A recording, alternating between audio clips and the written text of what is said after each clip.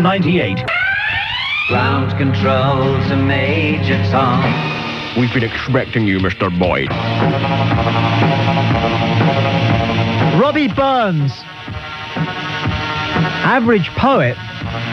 Fantastic inventor. Free call 0500 1053 89. A man way, way, way ahead of his time. When I say average poet, I'm only guessing because what he wrote was pretty impenetrable, wasn't it? The spelling, the pronunciation, the logic that's in there. If anybody can tell me whether we sleek-it, cowering, timorous beastie is a eulogy to or a condemnation of the harvest mouse, I think that's what it's about, I'd be very, very interested.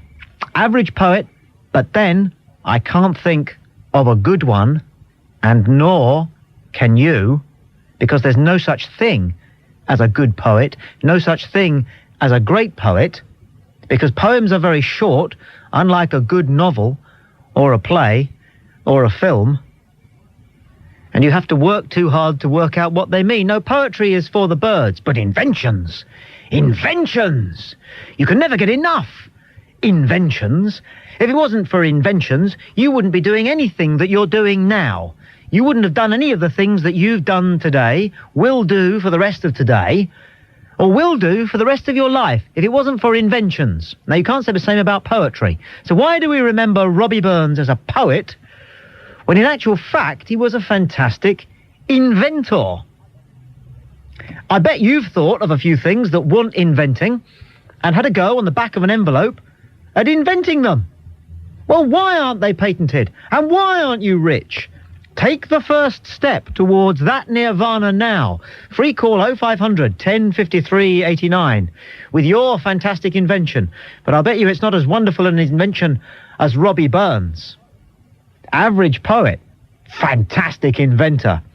You know what he invented? Do you know what he invented? If you go up and down the Clyde, even today, you might be lucky enough to take a trip on a paddle steamer. The Waverley Line. The only problem with that is that they're powered by engines. And Robbie Burns, being the resourceful inventor that he was, recognised that there was a much better way of powering paddle steamers. And he invented the world's only, and I think it was probably hushed up, I think probably the big boys heard about it and they said, well, we better buy that idea off him and keep him quiet, because if it takes off, we'll all go out of business. For Robbie Burns it was, yes, the Robbie Burns, best known for his poetry, should be celebrated for his inventions, invented, you won't believe this, but it's true, the donkey-powered paddle steamer. Isn't it fantastic what men can do between poems? He invented a paddle steamer. He invented a paddle steamer which was driven by donkeys who would walk on a treadmill. What a guy! Wouldn't you like to share a dram with Robbie, as long as you say, Robbie, forget the... No, don't start another poem, Robbie. Tell me about your donkey-powered paddle steamer. Oh, dear. I love history. Free call 0500 1053 89. This is about rubbishing poetry and celebrating Robbie Burns in a way which he deserves for his inventions. And whilst we're about it, celebrating the humble donkey. You don't see as many of them as you used to, which is a shame, because whether it's work or play, the donkey is your animal. I can't live up. Paddle steamer. It's true, it's in a book. You couldn't make it up. Free call 0500 1053 89. I'm sorry, I can't. Oh, laughter's the best medicine, isn't it? Oh, in which case, I've had more than the stated dose, sorry. Free call 0500 1053 89. I'm Tommy Boyd, this is Talk Radio. There is a good argument for listening. Sucks less. You know, I don't want to bring this up, but you've been treating a lot of people with a lot of disrespect. Free call 0500 1053 89. Tom calls from Sidcup. You're on Talk Radio. Tom, good afternoon. Oh, Tom, all right, mate? Tom boy. Yeah, good laugh. Can you repeat what you've been telling me about him? Yes. Catch goes on the phone. Robbie Burns, what? Robbie Burns, who is considered a great poet, was in fact a great inventor. And so many great men tried to invent things, but you don't tend to hear about it. Robbie Burns invented the donkey-powered paddle steamer. Yeah, no. Shut up. You're joking here, aren't you? No, it's a fact. It's a fact, man. A great many people who made a name doing one... You see, round about 150, 200 years ago, there wasn't much stuff, so things had to be invented. So people came up with pretty wacky inventions. Right. Perpetual motion, for example. Yes. Which they never managed to crack. Right. Yeah? I mean, you must have looked around you and thought, I know what we need for this. It's one of them. That's right. But you never got around to making it. No, I haven't got around doing nothing, mate. No, indeed. Thank you for your call. Free call 0500 10 53 89. Jonathan calls from Rochester. Jonathan, you're on Talk Radio. Good afternoon. Hello, Tommy. Jonathan. I'd just like to defend poetry. It's as useful as inventions, I think. Well, it isn't, is it? It is, incredibly. It touches every part of human life and helps us to understand ourselves. No, it doesn't, does it? It does. It just absolutely. confuses... No, it confuses the issue. It's a waste of paper. Oh, think about Philip Larkin, though. Revelatory poetry. Rubbish. Philip Larkin... You can read Philip Larkin until you're blue in the mouth. You're no better off. You are. You understand more with poetry. Sure, inventions are useful. You have the toaster, which is a great invention. I mean, I use it every day, but poetry helps you to understand the soul of what you are. A toaster won't help you understand where you're going in life. This is absolute garbage. You can have inventions without poetry, but you couldn't have poetry without inventions. Well, of course, there's the printing press, which is an invention which helps us to read poetry. Paper. But oral tradition, even before inventions, we were invented with voice boxes. Therefore, we don't need it as such, but... Why the need to make it rhyme? What's the point of that? You don't need to make poetry rhyme. Well, why do most poets do that, then? It's affectation. It keys into the rhythm of things. Life is about rhythm, etc. Yeah, that's rhythm. We're talking about rhyme. Rhyme. Help me here. These are two different words, aren't they? Yes, they are. But and words are all we have. Well, they're true, yes. Poetry's a waste of space, Jonathan. Get a life. It isn't. No way. Name me a halfway decent Philip Larkin poem. Oh, this be the verse, for sure. You know, the one. I can't repeat it on air. No, you can't. Of course you can't. You can't even get past the first line on the radio, can you? That's how good he is. No. He's unrepeatable. He is. Isn't he? Pretty much, but he understood things. He understood the family unit and the way it works and how it messes you up, as he said. Yeah, but this is a problem you have with your own parents, Jonathan. No, I don't have a problem with my own parents, but I mean, all family units are odd. All poets are odd. Oh, for sure, yes. But that's what makes them understand the human soul better. No, it makes them understand oddness. Which is part of human life. No, it's part of odd life. The rest of us are more interested in inventions. Yes, but, the inventions affect us at every point of our life, but so does poetry. Have you ever been to London? I have, yes. Did you not go to the Science Museum? I've been a long time ago. Yes. Yeah. There isn't a poetry museum in London. No, but there's a great literature scene in London. Yes, there are books. The books have some uses, but poetry doesn't. It really doesn't. All poetry is there for is to test children. That's a fact, man. I don't think you can test children with Philip Larkin quite. Do you want an argument with Dave, who's called up to agree with me? Okay. Because I'm finding you too easy to beat, frankly. You are? Okay. Dave in Surrey, you're on Talk Radio. Hello. Hello, Tommy. Have you been listening to what Jonathan's got to say about poetry? I've caught the end of it. Well, tell him, will you? Because it's a waste of time, isn't it? It is a load of old twaddle, really. What's your name, Jonathan? It's Jonathan, yeah. Yeah, I mean, poets are basically songwriters without talent, aren't they? Oh, no, it's absolutely untrue. I mean, think about the cause of feminism, for example, okay? Without poetry and without literature, feminism would be down in the mud. It would be nowhere. But through poetry and literature, feminists have helped to understand themselves and for us to understand them through verse.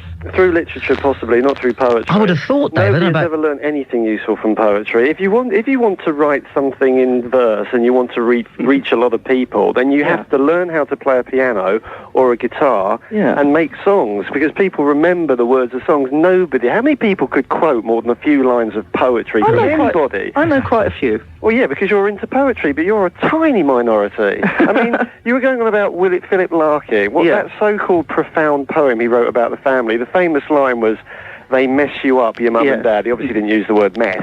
He but I did can't not say what he said on daytime radio. He used the word F asterisk asterisk K, which you can say on the radio, which is unusual. Sorry? Yeah. You can say that, because they say it in newspapers.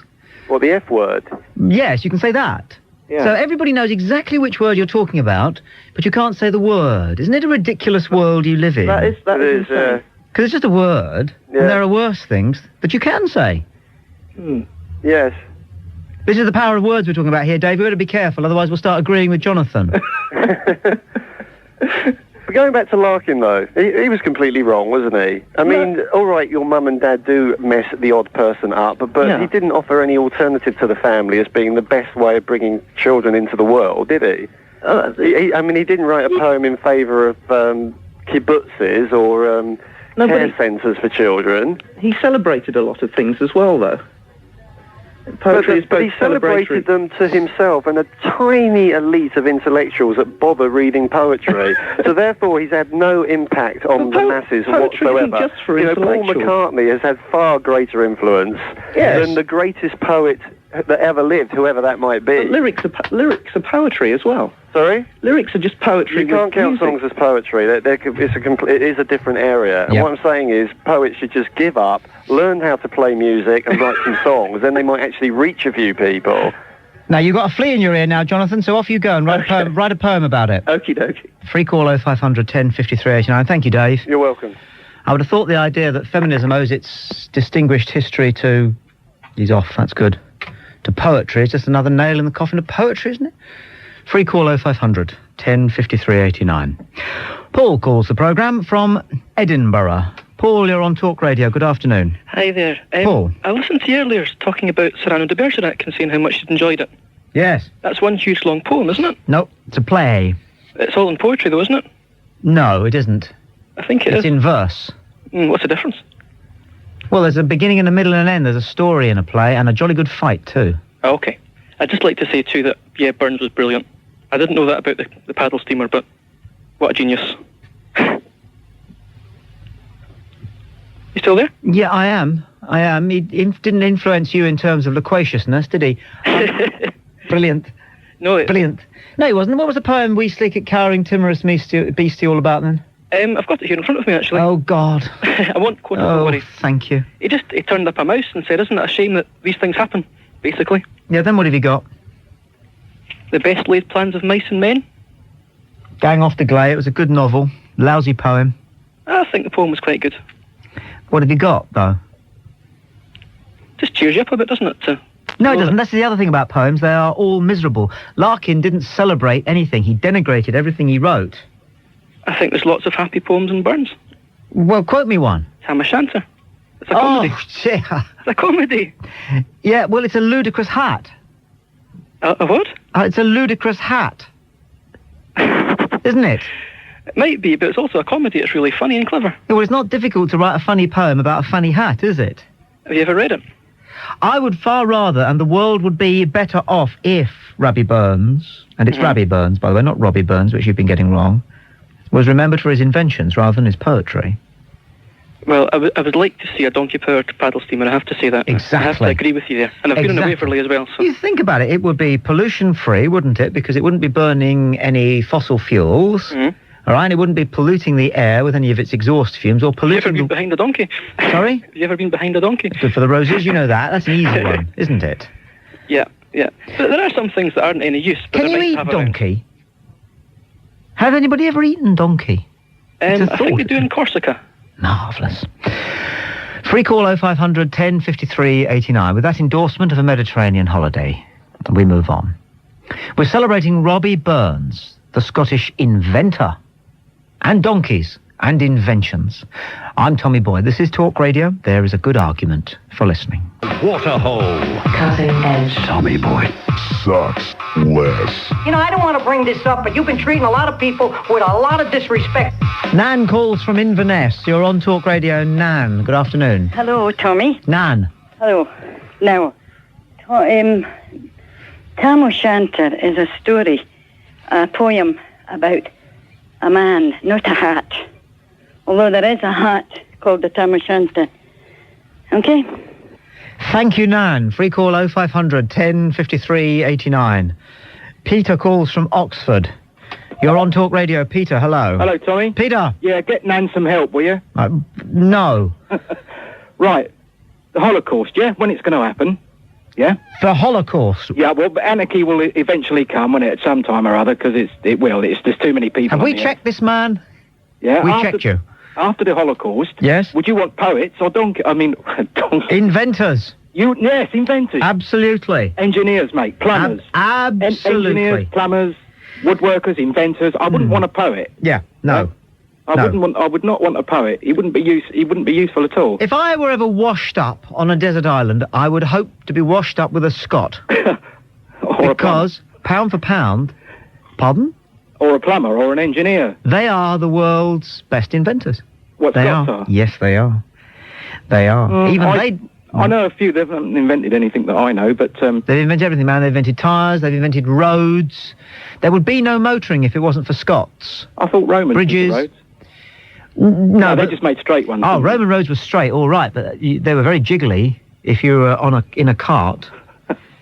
The wheels weren't round. The Scots invented a proper surface for the road. They invented tar. Oh, yeah, fair enough. Yeah.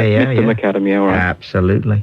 But this thing with poets... Yes. What do they give to the world apart from boring people? Yes. If they put a story to their poem, that's not too bad, because you're interested to find out what happens next. Well, that bloke from the scaffold wasn't too bad. I forget his name. He was terrible. I was kidding me. They're all terrible. The Mersey poets are just hopeless. The only good thing you can say about them is that they refuse to allow their poetry to be used in O-levels, as they then were, which is decent enough. But then there's no use for poetry at all if they're not used to test children. No. Is there? No. But, when it comes down to it, the crunch, mate. The only sort of poems I've ever enjoyed are the ones that make you laugh. Steam-powered poems. She was a young lady... From Glossop. Ealing. Or Mary had a little lamb. She also had a... You fill in the item... Menagerie. Yes. Poets. No. We pretend we care a bit about poetry. Who's the greatest living poet at the moment? Well, I am. Oh, yeah? No, I don't know, mate. Did you ever try to write poetry when you were in love with somebody when you were 17? Did you not? Absolutely not. I did. If they weren't interested, move on. I wrote a sonnet. I'm going to hear it, aren't I? Well, I'm just trying to remember if I can remember it. The ode to... I can do it. No, don't stop me. Otherwise, I'll forget. All right, here we go. Go. Sonnet. Go. Asleep I dreamed a canvas of mankind, each fleck of paint a man, a girl, a child. I would have spent my life and more to find a clue upon the canvas thus defiled. God, I was 17. Did you do that? I did. Hey, I like poetry. She was Alison. She worked in the glassware counter of Debenhams. Good girl. She didn't know I existed. No, she probably still doesn't. Her dad was a goalkeeper for Brentford. So naturally, I thought I'd better write her a love poem. And he wouldn't let me go out with her because I was 17 and she was only 15 3/4. Yeah, but as you've got older, what's happened to the poetry then? Well, exactly. Was that the only one you ever did? It's the only sonnet I ever wrote, yes. But then that was it then? Pardon? That was it for you then? You never wrote another thing? No! Good man. I think you should try anything once just to see if it feels good. Yeah. And I did. You did and you threw it away. I didn't throw it away. It sort of got burned into my breast. Young love, Peter. Did you just recite that from memory? Yes. Jesus. What? No, that's well done. Well, we threw out our aluminium saucepans, you see, after we read an article in Time Out. Not Time Out, what's the American one? Time. Yeah. What, eating out of aluminium saucepans? There was a brief time when they said that eating out of aluminium saucepans was linked to Alzheimer's. Is that where you forget things? Yes. Yes, that's one symptom of Alzheimer's. Yes. Amongst the other pre-senile dementias, but we're not going to get onto neurology, are we? Wrong subject, yeah. No. But I'm pro-donkeys, by the way. I am for donkeys. You're for donkeys? I love donkeys. Marvellous. Yes. Where would the pitmen be without them? Where would the pitmen be without donkeys? Where would the landlords and landladies of Blackpool be without donkeys? We'll have to go through all the uses of donkeys, Peter. Yeah? Because the technology's exploded and we can't take any more calls. So can you do the next half hour for us? Could you be different people? Who do you want me to be? Well, can you do accents? Scottish, Can you do accents? Like what? Can you do a Scottish accent? Oh, no. Can you do a thick Scottish accent? Thick one? Aye. Well, like that. Go on, Tommy. Like John Laurie in Dad's Army. Go on, Tommy. Where you go, pal? Right, well, I'll talk to you in a moment. Shall I talk to you as a thick Scotsman, then? Donald? That's not fair. Why not? I can't talk to you for the next half an hour, can I? No. Well, I mean, I could do. You're quite interesting. At least you listen. Yeah, but I'm worried about the donkeys. I'm worried about We'll come back to the donkeys in just a second. I need to remind my listener about the Global Challenge, the DHL Global Challenge. Go for it. And what's all that rubbish about Packard Bell and Diacom? I'm not interested in I don't know about any of that, so leave that alone if you don't mind. That's how they keep you on the phone. Forget it. Forget that. Forget that. It's just that I've got into bed with DHL. Go on, then. And they're an express, well, the world's #1 express carrier. Okay? Yep. And that's great. And we're really flattered on this show that DHL think that we're the people who lift the tail. Yes, a cigarette comes out of the donkey's... We had one of them, mate. Aperture. Yeah, filter first. You did? Out it comes, so it looked like a poo. What was tragic, though, was that we'd always laugh. Every time. Every time. Yeah, we had one for about 7 years and we were still laughing as it went in the bin. But, you know, that's the thing about laughter. We've got this guy who's quite talented, although I would never tell him that because he's Scottish here at Talk Radio, and he makes these trails for the programme, and he made one for our programme about airlines, which was between 2 and 3 this afternoon. And it kept being funny, and that's unusual, isn't it? It's only in Fawlty Towers, normally, that I can see over and laugh at, even though I know what's coming. Brilliant programme. It is, isn't it? I've got all of them on tape, mate. Yeah, you have. Peter, it's been very nice talking to you. Tom. We've mended the technical problem, so you can clear off. I want you to put the flag out for donkeys because they're brilliant. All right, boy. Thanks for mate? your call. Thanks, Tom. If you'd like to take part in the Global Challenge, thank you, Peter, then you either fax or write with your who you are from Exeter. You're on Talk Radio. Rachel, good afternoon. Hello. Rachel. I think I know what should happen to poets. Yes? I think they should stand up, or queue up behind donkeys and get a swift kick because they're so bloody boring. Poets? Yeah. Donkeys are interesting, aren't they? Well, donkeys are very interesting. Have you ever been near a wild one? No, I've been to a donkey sanctuary. Yes, they send donkeys to sanctuary, don't they? Yeah. But which is odd because they don't work anymore, donkeys. It's not as though they're not pulling coal trucks anymore. Mm-hmm. So why do people rescue them and... I don't know, I remember that one in Spain, Blackie Star. Remember that one that was in the news, like, years and years ago? Was that the donkey they used to drop from a church tower? I don't know, I can't remember. I just remember they used to stand on its back and stuff like that. Oh, they'd put El Gordo on it, the fattest man in the village, and the donkey would have to walk around with their old, some Spaniard who's eaten all the pies. Oh, yeah. Well, I remember going to the sanctuary and seeing that one there. And thinking, oh, it was so wonderful, because I was like a school kid then, and thinking it was so exciting. You know dolphins get good treatment because they appear to be smiling? Yeah. With donkeys, it's because they've got big eyelashes, haven't they? Aren't we feeble? Dolphins talk too, didn't they? No. Don't they? No. I was told a story once that somebody went to Wales and there was dolphins swimming in the sea and they were singing happy birthday to somebody. In Wales, was this? Yeah. Oh, this was a thing. Now, what did they call that? I've swum with that stupid animal. I'm afraid they're a great disappointment, dolphins. Yeah. Unlike people who never cease to enchant. Rachel, thank you for your thought. Okay. Kick poets to death with donkeys. No. If you've just joined us, good afternoon. We are round the corner from another Street Beat symphony. If transport is part of your life, and how can it not be? Stand by your phone. But we're continuing our celebration of Robbie Burns. Not the poet, but the inventor. Yes, it was the same man. His invention, and it was hushed up at the time. Why? The donkey-powered paddle steamer. Free call 0500 1053 89. And that would have been more use than all the poems in the world put together. What's going on? Rena calls from Brighton. Rena, you're on Talk Radio. Hello. Hello, Tommy. Rena. Yes, my personal opinion is that only sensitive, nice people write poetry and understand it. Do you write poetry? Well, I did. So you were nice. Well, according to your theory, which is a bit shallow and easy. Bit shallow. Yes. No, do you write I think poetry, you're nice, really. So don't you understand it now? Do you like it now? Do you write poetry? I do. Oh, dear. I bet it rhymes, doesn't it? Not always. Depends. It's your innermost feelings come out, don't they? I think it's beautiful to be able to write poetry.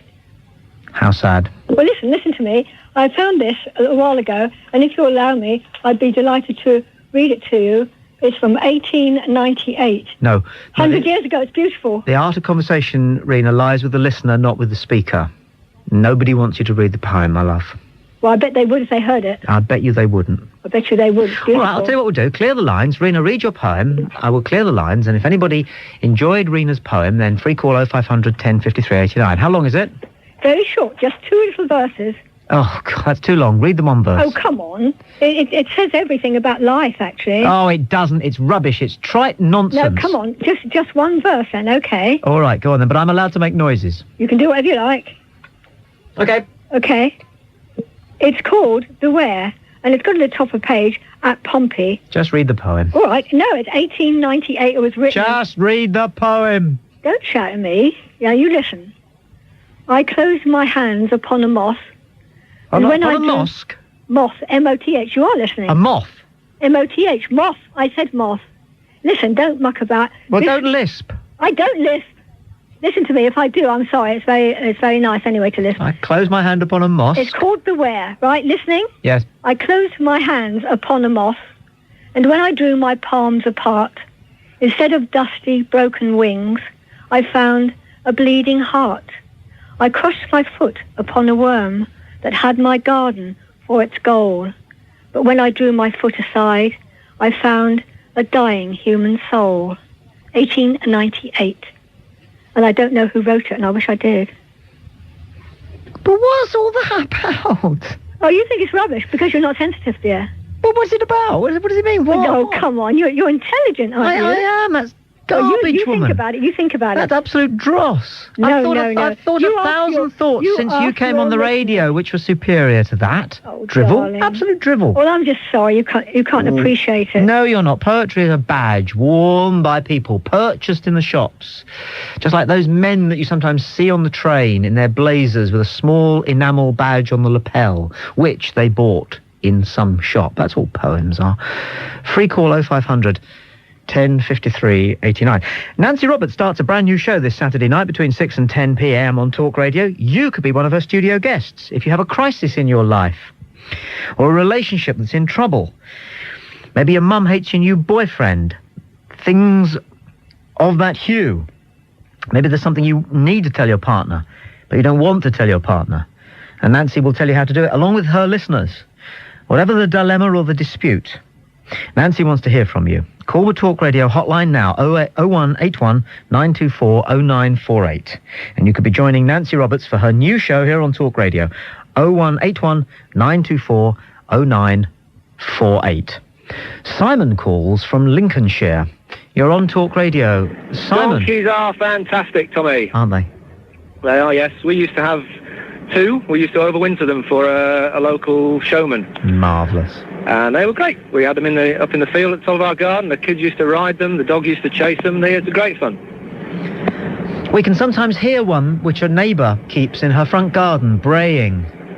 Well, ours used to bray occasionally, and somebody came round on them one day and knocked on the door, and I thought, oh my God, I'm going to get an earache now about this donkey. And she just said, it's fantastic. Love to hear the donkeys braying in the morning. And when it gets dark, they always bray when the sun's going down. Fantastic, isn't it? Yeah, they used to bray when we used to come up the garden with a bucket of food. They'd bray and basically say good morning to us or good evening to us, and they were good. We used to have them for about 6 or 7 months, and then off they'd go back to the beach or to the fairgrounds, wherever they used to go, and occasionally we'd see them. Which stands you in greater danger of uncovering the important things in life? Reading a poem or being with a donkey? Oh, being with a donkey, Tom. Being with a donkey. Lorraine calls from London. You're on Talk Radio. Lorraine? Oh, hello. Another Scot here, an exile who was forced to learn Rabbie Burns when I was at school. But that's not what I'm phoning about, unless you want to talk about that. No. Inventions. I thought I'd invented something. 3 months later, the magazine wrote back to me and said, Madam, we had this in our magazine 3 months ago, so it did make me look a bit stupid. But the idea was there, and I absolutely thought it was mine, and it must have been osmosis. I'd taken it all in and thought it was my idea. Easily done. Easily done. What was it? Oh, it was just a drawing, just a design for a particular sofa that I thought was different to the usual. But as I said, I hadn't realised it wasn't mine. But there were two other ideas that 10 years before they were invented, I thought about them. Yes, what were they? I'm sure you thought about them as well. Yes. Like 15 years or so before TV video, I thought, wouldn't it be a good idea if you could record all your favourite programmes? Yep. And, oh God, there was something else. You see, you are a true Scot, aren't you? Because you're always looking to invent something. Could be the case. I had another idea. I think I'm suffering from Alzheimer's myself because I forget things 2 minutes later. You'll make jokes about pre-senile dimensions. Well, not a joke. No, my mother's actually got it. That's why I don't... The fourth dementia. Yes. But can I just briefly mention about... I know you've moved on from riffraff, but this was... I was on a cruise that I won, a cruise, and the staff there realised that we were on this discounted cruises. It was 5-day ones, and I overheard them saying... Oh, this is a fish and chip brigade here, meaning, we hadn't got the money to splash out and leave huge tips, and they looked down upon us. Lorraine, I'm going to thank you for your call. I'm going to squeeze Adam in Dartford. You're on Talk Radio. Adam, good afternoon. Hello, Tommy. You get the last word on this. What? Right. I just wanted to point out that if it was a donkey-powered paddle steamer, it wouldn't be a paddle steamer because it wouldn't run on steam. It'd be like a paddle donkey or something. Yes, it's an important point you make. The steam would have had to have been artificial, wouldn't it? Yeah. In order to keep with the romance of the thing, they'd have had to use dry ice coming out of the funnel. Something like that. They could have burned off the byproducts of the donkey paps to create steam. It wouldn't have been a donkey. It would have been a donkey-powered paddle boat. Yeah. Yeah. But I just wanted to point that out before you moved on to another subject. I'm glad you did. Yeah, you're a student of the language. You're a pedant. What's odd is I can't imagine donkeys in Scotland. I don't know why that is. Do you? No, I can't say I've ever seen one up there. I've seen that painting, The Monarch of the Glen. And that's got donkeys in it, has it? It's got donkeys in it, yes. No, the Donkey of the Glen. I can't see it. Adam, thank you for your call. It's nice speaking to you, Tommy. Stand by as we look to solve one of the key problems facing British motoring today.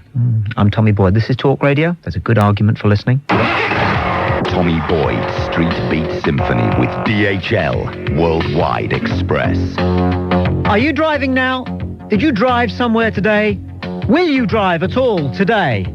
I can almost guarantee that if you answered yes to any of those three questions, or maybe all of them, you will have also spent part of today queuing by a hole. Free call 0500 1053 89. It's time to give daytime roadworks the boot. It's time for the men with the drills and the buckets and the shovels and the pipes and the tea breaks and the cones and the flags and that stupid thing that's got green and go on one side and red and stop on the other side, which is always worked by somebody who doesn't like you, so he flips it to red when you get to the front of the queue. The boot. They should only work off-peak and through the night. Free call 0500 1053 89. A healthy traffic flow is more important than a good night's sleep. And yes, I accept that if you live quite close to where some roadworks are taking place, some drilling and some minor peripheral noise might take place in a way that might just shake you out of your beauty sleep. But you can always go back again straight away. And hey, that's why the chemists now sell such good earplugs. And hey, that's why we now have such competent double glazing. It won't be so much of a problem. It will mean that roadworks will be far less of a social problem because there won't be roadworks during the day. They'll be able to start the job and finish the job between 10 o'clock at night and 7 o'clock the following morning. Free call 0500 1053 89. If we do away with daytime roadworks, then the roads and the pavements will be safer places, safer for drivers, safer for pedestrians, and safer for the poor men, for it always is men, that's all, I'm not old-fashioned, who have to dig the roads. Do you have any idea how dangerous it is to be jumping in and out of holes whilst there are cars going past at 30 and 40 miles an hour? Because we do rush, don't we, to get past the roadworks. You do rush. It does induce bad driving. It's the cause of latent road rage. Free call 0500 1053 89. It will make the business of maintaining our roads and doing the gasworks and putting in the electricity lines and putting in the cables, which we're all having soon, much more efficient because the work will be done more quickly. Now, there are one or two problems in attendance of this simple but effective idea. I don't know if you can help me out. The obvious practical problem which attends doing roadworks at night is that, well, it happens to be dark at night. And yet, if you go on the motorways, you'll see them out there resurfacing the motorways right the way through the night. They're able to pour enough light on a motorway to work through the night. Surely they can pour enough light on a hole in the road if they think the gas main is leaking. And what it will mean is that you'll be able to get the children to school on time, you'll be able to get to work on time, you'll be able to get the shopping home on time. Free call 0500 10 53 89. The pub's not open when the men clock off. Is that a big problem if you dig roads for a living? And then there's the double bubble problem. If you're an employer, are we still paying double bubble for people who work through the night? Free call 0500 10 53 89. Give daytime roadworks the boot. Only work off-peak and through the night. I'm Tommy Boyd. This is Street Beat Symphony. DHL Worldwide Express. We keep your promises. Give daytime roadworks the boot. Dee calls from East Sussex. You're on Talk Radio. Dee, good afternoon. Good afternoon, Tommy. Tommy, I'm a rep. I work in East Sussex. I've spent most of my day in traffic works today. The roadworks in East Sussex are absolutely atrocious at the moment.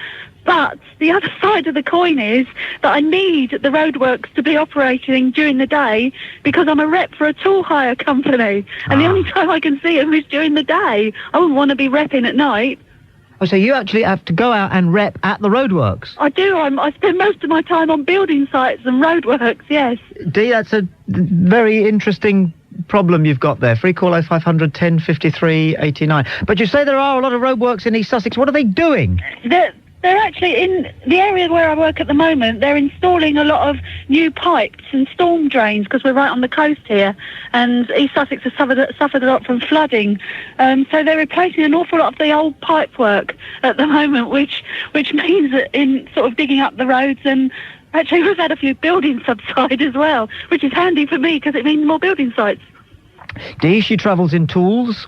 Chris calls from Hammersmith. You're on Talk Radio. Chris, good afternoon. Hi, Tommy. How are you? Chris, well, you? Yeah, not too bad. Very quick point. I think it's an absolutely excellent idea. In Japan, they only do roadworks at night, and it works excellently. Do they finish the work at the end of the night? Well, I travel to Japan quite often, and you see them setting up late in the afternoon. Yeah. And I don't normally tend to see roadworks going on in the morning, but I get the feeling that after the evening peak period, right up until the beginning of the morning period, that's when they work, and it seems to work very well. I mean, obviously there's some roadwork jobs that are going to take days and weeks, so you just want to get that done as quickly as possible. But well, I don't know, but they always seem to clear up, and you always seem to be able to drive along the roads. They drive on the same side of the road as us, so I drive when I'm out there, and there never seems to be any problems with cones or traffic jams due to roadworks. It is annoying if you've got some roadworks going on quite close to where you live, and you know it's going to hamper your journey to and from, to know that they arrive and start doing the work more or less when you're going to start using the road, and then at about 6 o'clock, well, 5 o'clock actually, they've packed up and gone home, even though in the 17 hours that's remaining until you need to use the road again, they're in the pub. Well, not only that, Tommy. I mean, how often do you see roadworks where they've got two guys holding lollipop sticks with stop and go written on them? Surely they could be set to work during the evening. You're listening to Street Beat Symphony with DHL Worldwide Express. Chris calls from Derby. You're on Talk Radio. Chris. Hi. Hi. I do 300 miles a day, and I spend 2 hours of that every day, probably sat behind slow traffic, guys with lollipops. It hampers my day every day, without fail. It does. I mean, what does it put on your working day, Chris? Well, I reckon it makes an extra 2 hours. It makes a 10-hour day a 12-hour day. Does it really? Are you able to do anything in the car? Some people say, well, at least if you're stuck still in a traffic jam, you can make a couple of calls. Well, I do that every now and again. Plan your itinerary. Yeah. You know, I shouldn't really be doing that. I'd perhaps read my map, see where I'm going next. But you'd sooner be motoring. I'd sooner be earning money. I earn money when I get to the job, not when I'm travelling between it. Sure. Would it help if, and I've often wondered about this, would it help if they actually told you what the roadworks were in aid of? I guess it would, but I mean, my opinion, half of the time, they've got a mile and a half of contraflow and we've got a wheelbarrow in the hard shoulder. Yeah. There's nothing going on. And don't we all wish we were in cone manufacture? Certainly do. Pest control doesn't pay as well as comb manufacture, I'm sure. That's what you sell, is it? No, that's what I do. I kill bees and wasps. Chris, thanks for your call. Rolf calls from Huddersfield. Rolf, you're on Talk Radio. Good afternoon. Good afternoon. I was on the M25 today, going to the Basildon turn-off, and he couldn't get off. And when he got onto the Basildon turn-off, they were cutting the grass in the middle of the reservation. They were cutting the grass, and it must have been a mile tailback on the M25. Why? I couldn't believe it. Why were they cutting the grass? Because it was long, I suppose. But grass grows to about shin high and then it stops. Well, they were cutting the grass in the middle of the And then you get wasps and bees and it keeps the last caller in business. Yeah, and that's what they were doing. And now I'm stuck on the A1 going by the A57. I don't know what's happening here yet. What's the hold-up this time? Don't know yet. I'm not there yet. What does it feel like? What are your instincts like when it comes to a hold-up? Can you usually tell whether it's going to be just volume of traffic, roadworks, or, worst of all, an accident? Yeah, usually if it's stopped, there's an accident. But if you saw like flowing, it's usually either roadworks or volume of traffic. But I couldn't believe it. Go on. I was going to say, somebody told me that there is a well-known traffic jam on this only ring road motorway that we have in Britain at the moment, although others are planned, I understand, the M25, where traffic collects simply because the road's been going downhill for a period, and then it sort of bottoms out and starts going uphill, and the traffic has to slow down when it gets to the bottom of this little incline and starts to climb up again. And the fact that it all slows down by about 5 to 10 miles an hour means that it's then tailed back for the next 2 miles. Yeah, usually wagons into it has to slow down. Is it really? Yeah, but they can't get up the hill, can they? They have to take a big run up. Rolf, thanks for your call. Free call 0500 1053 89. It's time to give Daytime Roadworks the boot, isn't it? A size 10 boot? It's Street Beat Symphony with DHL Worldwide Express, and Bob calls from Oxford. You're on Talk Radio. Bob, good afternoon. Yeah, hi, Tommy. Bob. Yeah, my point is, Tommy, I'm a pilot. I fly to Heathrow quite a lot. And if they need to do the roadworks on the runway, they do it all at night. It just makes sense, doesn't it? Well, yeah. We'd be in a big mess if we couldn't go in there during the day, wouldn't we? It's been light in the evenings until about 10:30 the last 2 or 3 months, hasn't it? Yeah. But have they been carrying on the roadworks in order to get them over and done with as quickly as possible and get everybody moving on the roads? Nah. Well, it'd be a good idea if they did, wouldn't it? Nah. They don't do that, do they? No. Bob, thanks for your call. All right, then. Free call 0500 1053 89. Barry calls from Essex. You're on Talk Radio. Hello, Barry. Hello, Nobby. Barry. Sectional roads. That's what we need. No more roadworks. The lorry goes out. You've got them in 3 different widths. Uphill, downhill, round corners. The lorry goes out, lifts the old one up, puts a new one in, steel reinforced, rubberised, tarmacadam. Job done. You're motoring too fast for me. Are we talking about prefabricated roads here? Yeah, Great like idea. electrics. Great idea. And you could buy it for your drive at home as well and have a chicane. Do they got them anywhere, these sectioned roads already? I've never seen one, but it makes a lot of sense to me. It does, doesn't it? And you just lift it up on a high ab. How much motoring do you do, Barry? Too much. Too much? Yeah. And not a great deal, but I'm already fed up with it. Yes. And when was the last time you queued by a hole? It's a while ago, actually, I must admit, because I drive back lanes to work. And are you the guy who, like me, always seems to get the little lollipop turn from go to stop when it's your turn to go through? Yeah, and I always try and look really friendly. Yeah. The bloke looks at me and he says, well, I'm tougher than you are. Yeah. Because you'd like to get out and have a go at him, but he's always got forearms like my legs. Ever used a pneumatic drill? Oh, yeah. And a Kango. Have you really? Yeah. Is that the thing that flattens? A Kango? What's a Kango? Kango's the thing, it's like a little pneumatic drill. With a chisel on the end that you cut channels in floors with. And when you're using the drill, is part of the fun, besides the fact you're earning a lot of dosh, is part of the fun the fact that you're annoying everybody who lives up to about 200 miles away? Oh, easily. Yeah, it's the power. It's a power thing. Barry, thanks for your call. Should we give Daytime Roadworks the boot? Yes. Came the emphatic answer. Size 10 with metal studs. DHL, the world's #1 international express courier. Talk with you at 2 tomorrow. Peter Dealey is next.